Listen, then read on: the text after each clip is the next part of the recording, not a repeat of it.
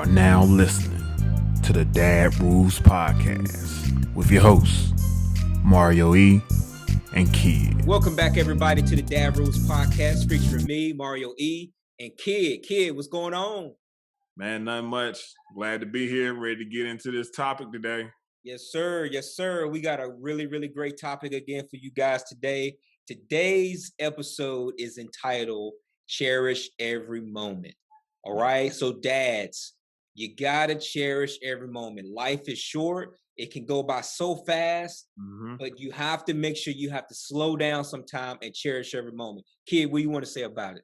Hey, look, cherishing every moment started with me from my son's birth. But even before my son's birth,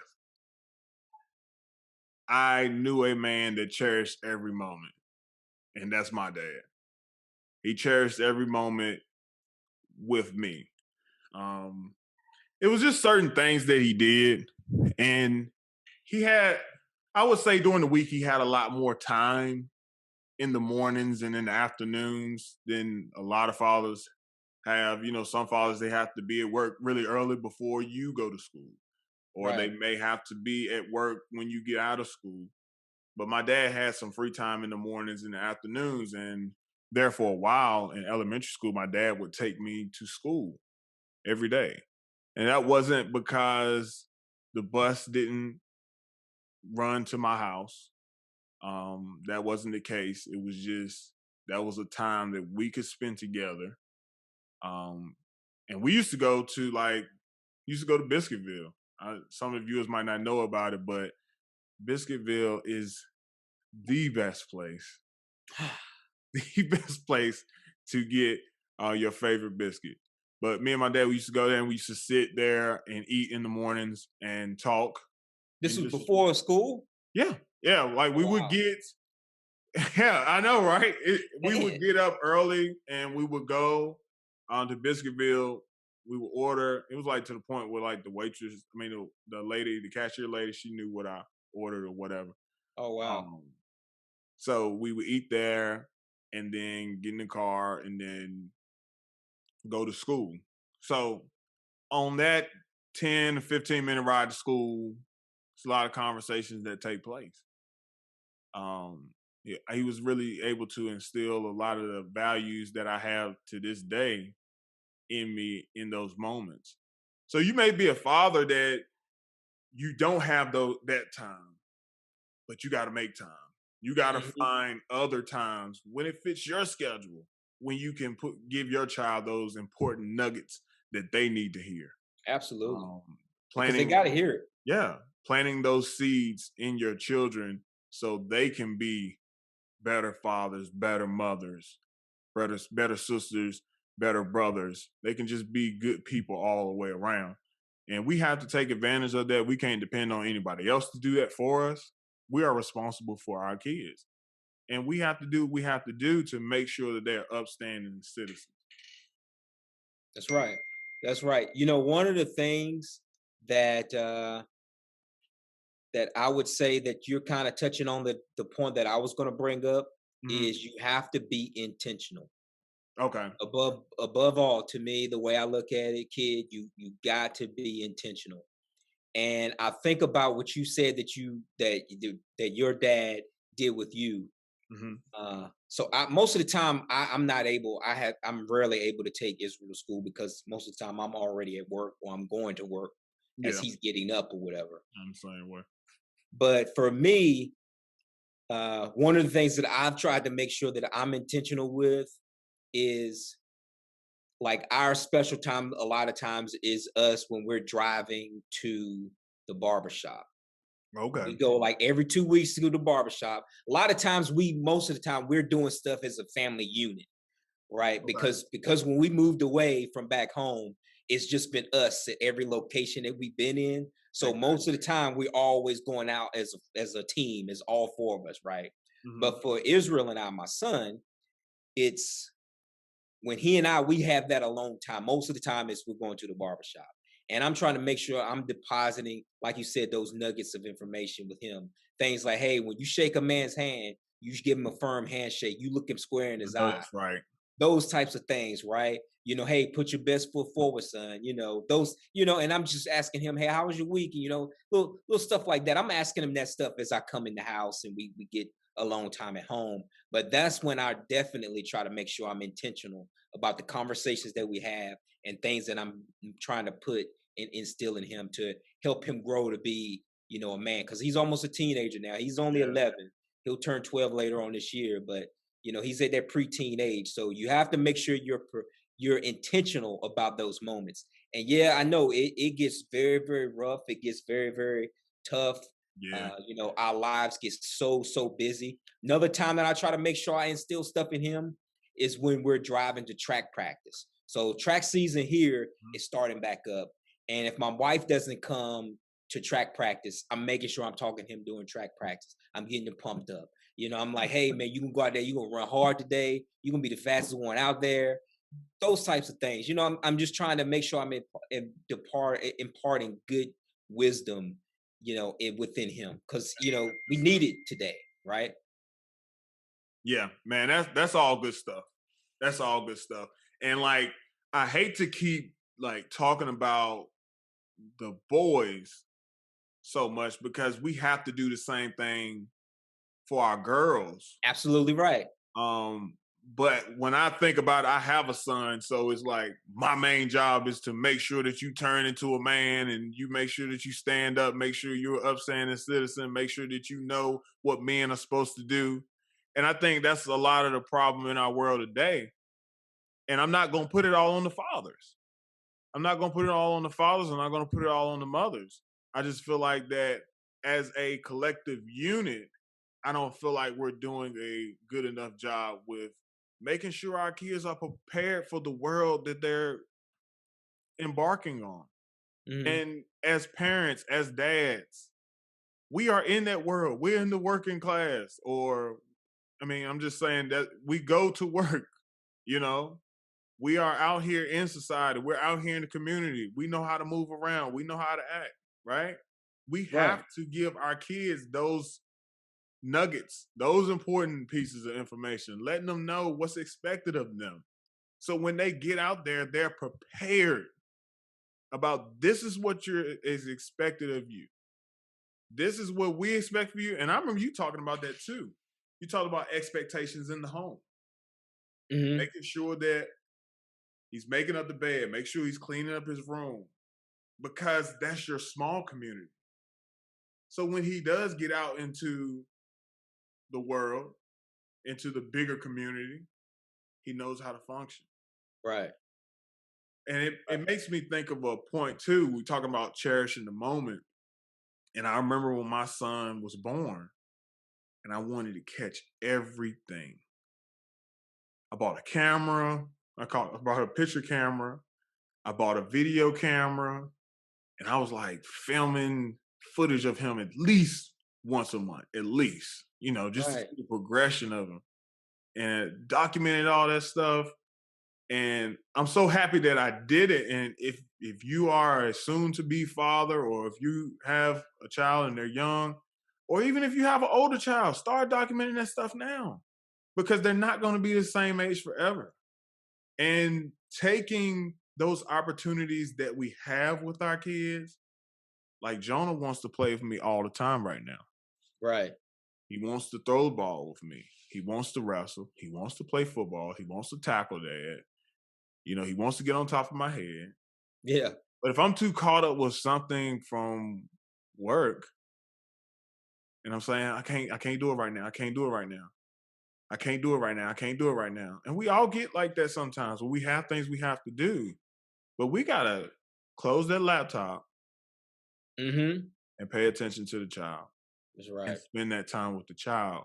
Because right now he wants to throw a ball with you, but in a few years, he's going to want to throw a ball with his friends, and you're not going to be cool any longer. That's right. So take advantage of it. Take advantage of the hugs. Like, I feel like sometimes too, as dads, and we have our sons, and we feel like that they shouldn't be giving you hugs and all that all the time. Give them hugs. Yeah. Don't stop giving them hugs. That doesn't mean that they're not going to be the man that you want them to be. Yeah. You got to show them that love.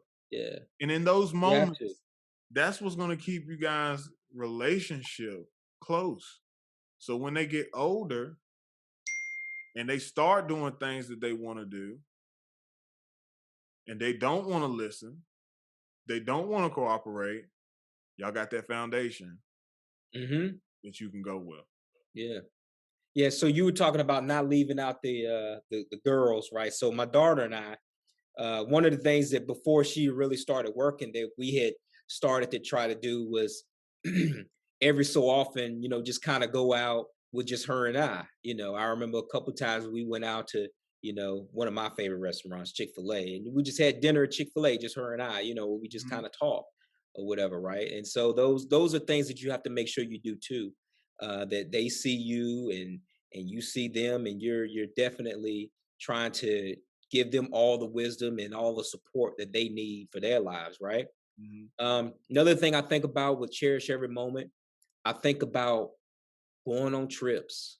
It doesn't have to be, every trip has to be some extravagant $5,000, 10 grand, 20 grand vacation spot where you go and go and all that. It doesn't have to be that.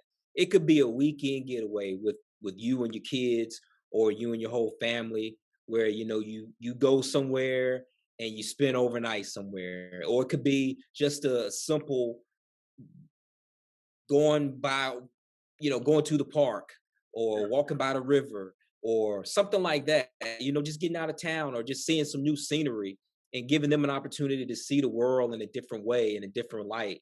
If you're living in, the city, maybe you ride out to the country and maybe you climb up a hill and where you can kind of see the rolling hills wherever you are, or something, just something to give them to where, hey, I remember when I did this with dad and it was Yeah. so fun. You have to do those types of things, right? I'm reminded, I don't know if you've seen the movie Soul. It's like one of Disney's newest, I didn't finish it. animated movies. I watched a Yeah, little but bit, but I didn't finish it. yeah, so it was I'm not gonna give the movie away for you or any of our viewers or listeners, but there was a part in there where Jamie Foxx's character, he said something and he was kind of, I don't want to say like talking down, but he just kind of dismissed the other character that he was talking to, and he was like the regular old living. Okay. That's what he kind of dismissed what he was talking about as just regular old living. And that's one of the things that you have to, when you think about it, the things that you remember sometimes could just be just the normal mundane types of things. And you just realize, wow, that's who dad was, right? Yeah. Sometimes when when we're dads, we try and be super dad. Yeah, And it's like, yeah, I'll just say this. Just keep it simple. Just keep it simple. Because yes, with my dad, you know, yes, we went on vacations. Yes, it was things that we did where my parents had to spend money for us to have fun. It just comes with the territory. But you know what one of my fondest memories of spending time with my dad was? was that? It's two, actually. I used to love going with him golfing because he would let me drive the cart. But I understand, golf can be an expensive thing, for a Right. dad to pick up that hobby. But I guess probably the fondest memory um, is going fishing. My dad is not a fisherman. This is not something that we regularly did. Yeah, it's funny But, picturing him fishing too, by the way, yeah, when you say but when that. I think about it, like over my life, I probably went fishing maybe 3 times. But I remember one time where me and my dad, we went to the apartments. It was like these apartments up the street from our house. And they had a big lake out there. My mom made sandwiches, and I think she might have put a bag of chips in there, and the thermos, Yeah. Had one of those, had some drink in there or whatever. And man, we just had a ball going up there fishing for hours. And I don't even think we caught anything. We might have caught one fish that whole day. Yeah. But we had so much fun together just hanging out, just me and him. And I remember catching the fish, and the fish was coming, and he had saw somebody that he knew, and he walked over there and talked to him. And I was trying to get the fish, and I was yelling at him, and he ran over there and got the fish out, and we took the fish home. So, I mean, it's little stuff like that that I'm just saying, like, just keep it simple, guys. Like, Yeah. it doesn't have to be that complicated. Take your child to the park. Like Jonah, I know one thing we do. We go to the park, we walk, and I let him do whatever he wants to do. He had his Yeah. rain boots on, and it had rained like a few days ago, but in the park near where we live, it's always mud puddles there. And I know it's against a lot of codes because people don't want to bring mud back into their house. But I let him go out there and jump all in the mud puddle and just have a ball, right? He's Yeah. gonna remember, Dad let me play in the mud that time. And then Hmm. he loves throwing rocks and twigs into the creek. How much money does that cost? Big fat zero. Yeah, so it doesn't cost a lot of money to make those memories. It doesn't cost a lot of money to spend time with your child. Now, on the other side, it's okay to spend money with your child. Jonah Yeah. is crazy about monster trucks. So I am going to take him to see monster trucks. I took him before. This was like before the pandemic and everything. But when things start to open up again, we're going. Because he Yeah. loves it. He knows all their names, and it's just those memories. And guess what? I'm going to be that dad that has y'all not going to be able to stand me on social media because I'm going to be posting up everything. I'm going to be that dad with the camera, the fancy camera now, the flash. My video camera going to be there. I'm going to catch every moment Yeah. because it's going to be one day, and it's going to be one day soon that Jonah might not be in the monster trucks anymore. Yeah. So I gotta capitalize and take advantage of the time I have right now. That's right. That's right. You're talking about, another point I was going to make, and that the way I kind of titled it was document the moments. And that's kind of like what you're talking about there, right? I Mhm. know that Aja, she had recently, a couple years back, she got a camera, and she loves to take pictures and all those types of things. So it's one of those things where you have to, in addition to creating those moments and cherishing those moments, you got to document them, right? You don't like taking pictures though, do you?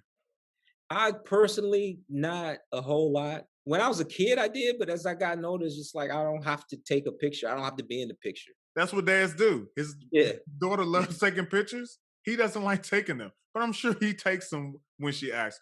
Oh Continue the yeah. story. Oh yeah. Yeah, for sure. They like to try to catch me when I'm asleep, or little stuff like that. And it's funny though. And it was so funny because just last night, uh my wife, she found this old video that we had taken of the kids when we got them to sing happy birthday to my mom, because it Uh-huh. was my mom's birthday. And it was just so funny. I just got so much of a kick out of watching that old video of looking at my kids saying happy birthday to my mom. And Aja was just extra goofy in the video. We just all laughed, like we all just got a good laugh out of it. And my son, he was walking around, he was a whole lot younger, and he was walking around with his t-shirt and his and just underwear on, and Yeah. nothing else on, just as he used to run around the house. And it was just so fun to see how things have changed, but then with some of the stuff just stays the same. And it was so funny to see that last night, and we got a real good kick out of that last night. And like I Speaking of said, that was something that my wife had taken a video of, that hey, 6 years later, which was yesterday, we take a look at it and we're like, wow, I remember that day, and I remember yeah. when that happened, and it was just it brings back those memories, of family. Speaking of memories, do you remember Izzy's birthday party a long time ago. It might have been his first birthday party. And when we took the video and we held him up like Simba, you remember that? I kind of remember that. It seemed like that might have been one at Pizza Hut or something like that, maybe. I can't remember which one that was at. Man, I think I can't remember if I have the video. I might have the video. I'm gonna have to send it to you because it was like at somebody's house. Okay. It was like at somebody's house. So, it seemed like I remember us doing that, but I can't remember where. Yeah, I remember us doing that, but it was funny. He was really young because you could pick him up, like you could pick him up, and it was just hilarious. Yeah. But like you said, with that right there, you just have memories, man, and like you can't go back to that moment. You know, what's gone is gone, and like for any dads that they're maybe not in their kids' lives right now, maybe because of any issues that's going on. Just do the best that you can. Just do the best that you can to make that contact with that child. Make your best efforts in contacting them and being around them. Do everything in your power to be there and support your children. Even if you won't be able to contact them a lot until they're an adult, you'll be able to tell the story on everything that you try to do. So it's gonna come. You're gonna have your opportunity. Just take advantage of your opportunities that you have. Yeah, and a lot of times you just got to get creative with those opportunities. Like you said before, it doesn't take a whole lot of money to do a whole lot of things.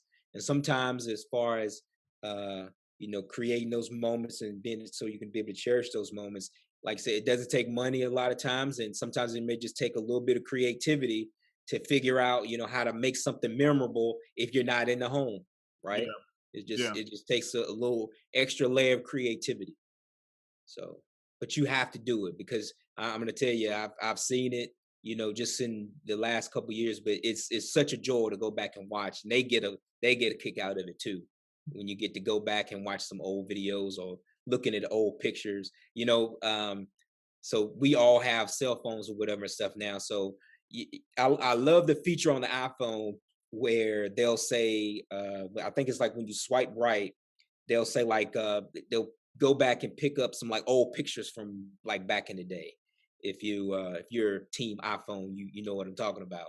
But I'll send those pictures to our family just so we can look at them, and there'll be like some old pictures when we used to live out west, like near in Arizona and like near Vegas or whatever and stuff. And it'll be just so funny just to see how much things have how we've all grown and changed in appearance and demeanor and stuff like that. And it's just it's just great, man. And you have to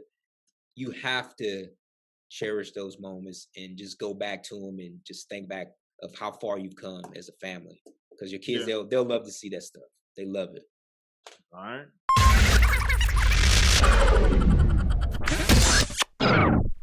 All right.